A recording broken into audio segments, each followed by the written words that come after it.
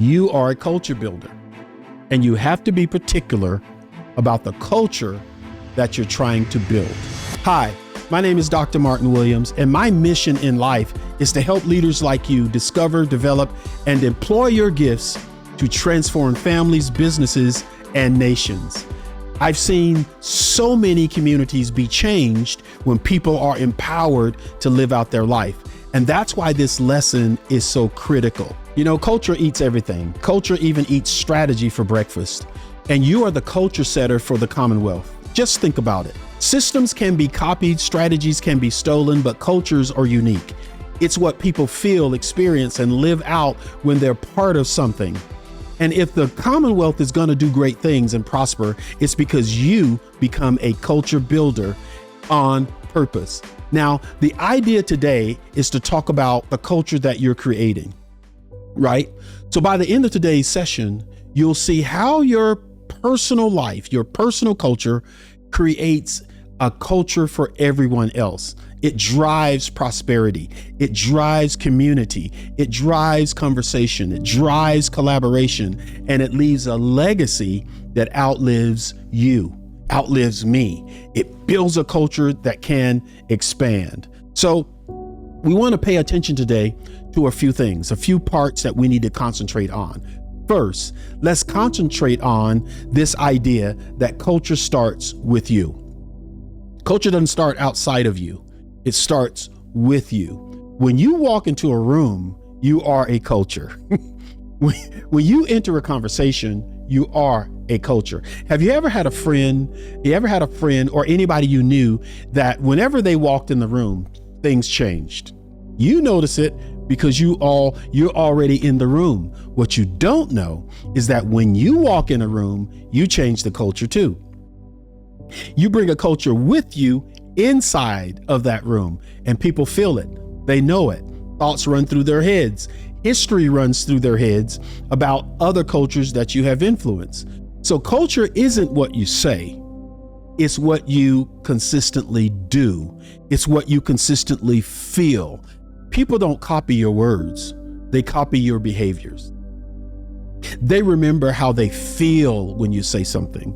They remember how they think once you say something. That's the big deal with culture. It's not about what you say. It's about who you are and who you bring to the room when you enter that room. That's why we have to pay such attention to how we are, what we are, how you lead yourself. The culture that you bring helps people make decisions about what you say.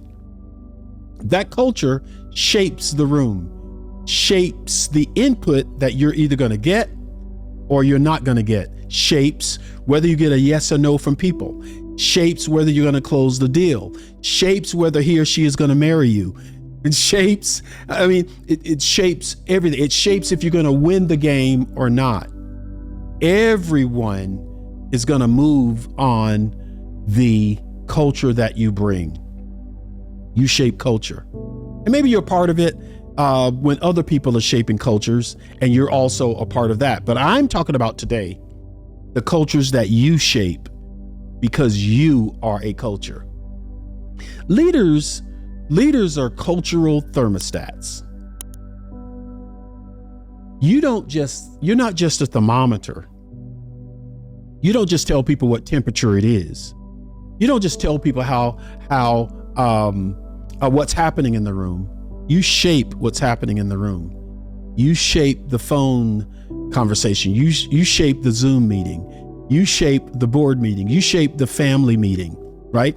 You bring something there that changes the outcomes of what we're doing.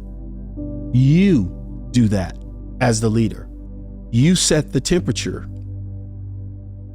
You're the thermostat. You're not the thermometer. Your attitudes, your view of life, the way you think, the way you talk, your energy. Is that energy very hot? Is it cold? Is it lukewarm? That's what you do. And because we spend so much time, I know, because we spend so much time with ourselves, we can't tell what temperature we are because we're inside. I want you to pay attention to it because you set the room. You set the temperature. You set if this is going to be good or bad. You set whether it's going to be prosperous. You set whether this is going to fail or succeed. Listen to me. If you're always late, the culture becomes lateness. If you're always late, you tell the culture to become, hey, lateness is okay. We're good with lateness because Martin's late. You don't have to say anything. You don't have to write it down as a rule. It just happens. Why? Because you're the leader. You're late. If you honor time, everyone else will innately, without even saying it, without even putting it at the top of the agenda. If you honor time, everyone else will honor time. Why? You set the culture.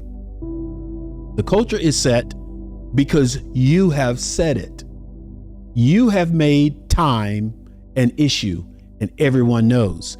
The way you dress for events, and these events reoccur, if you're the leader, everyone else is going to see how you dress and probably copy how you dress. Excellence matters. Excellence matters. And people see what you do, and they will do what you're doing, not what you're saying that you want done. You are a culture builder, and you have to be particular about the culture that you're trying to build. Here's my question for you. What's one habit you'd want others to copy from you right now? What's one habit, as you're building cultures now, think about cultures you're building. What's one habit that you want others to copy from you right now? I want you to drop it in the comments. Drop it below. Tell us what that is. I mean, get involved in this and be honest, please. This is one habit, Martin, that I want others to copy from me right now. What is that? Is it being on time? Is it being honest? Is it having my work done before I come to the meeting? What is that? Let us know. So next, when we start talking about you as a culture builder or me as a culture builder, we have to think about this idea of culture, and it creates belonging. If we build it right, if we build culture right, we build a place where people want to belong. They want to be a part of it. They want to come. They want to invite others. People don't stay in places where they don't feel like they belong. That was a hard one for me to learn. Not just the truth of people don't want to be places where they don't feel like they belong. I realized that very quickly. What I had to learn how to do is be intentional about building strong, consistent cultures. You have to as well. So we have to create this culture of belonging. We have to be intentional that we're building something that people simply want to be there because they won't stay if they don't feel like they belong. That culture needs to stay there and grow concentrically. Why? Because it has to outlast the challenges that are going to come. I love the way, and I read lots of books that have to do with Google, how they build such culture that challenges don't take it out.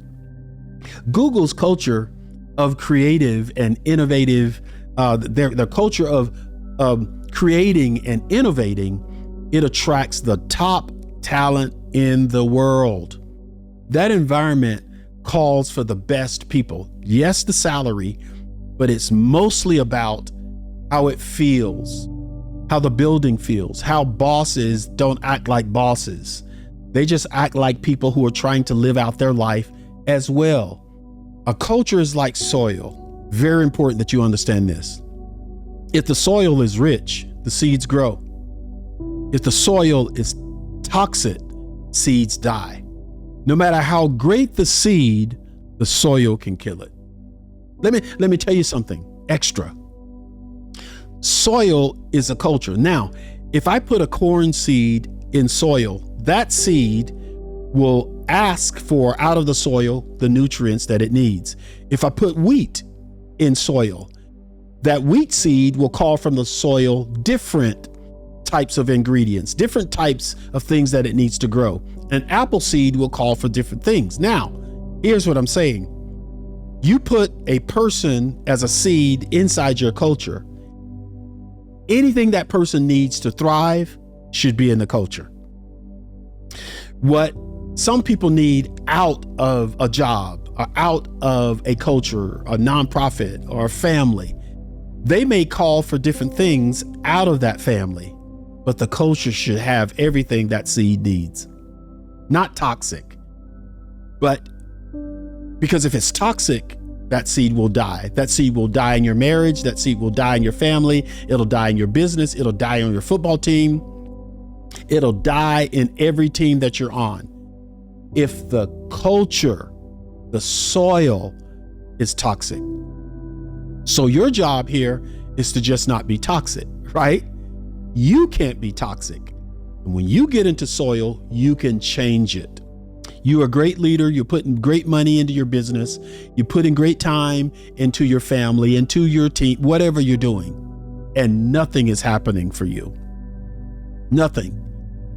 Nothing is happening because you don't realize that it's you that builds the culture. Who is the worst person on earth that you should not lie to? Who is the one person on the planet you should never tell them a lie? I heard your answer. You. Lie to me. Lie to your friends. Lie to God if you want to, but never lie to yourself. Your friends can see the truth. God knows the truth. But when you lie to yourself thinks you're telling the truth and you're lying. Don't lie to yourself. It creates sabotage and it will ruin your life. You need to know, am I toxic or am I inviting? Tell yourself the truth. If this resonated with you, like, share, follow, do all those things that you need to do. And we can spread the culture of prosperity all over the world. Comment so that we all know what you're thinking and we can all be a part of your world. Thanks so much for watching. Make sure that you subscribe. Watch the next video.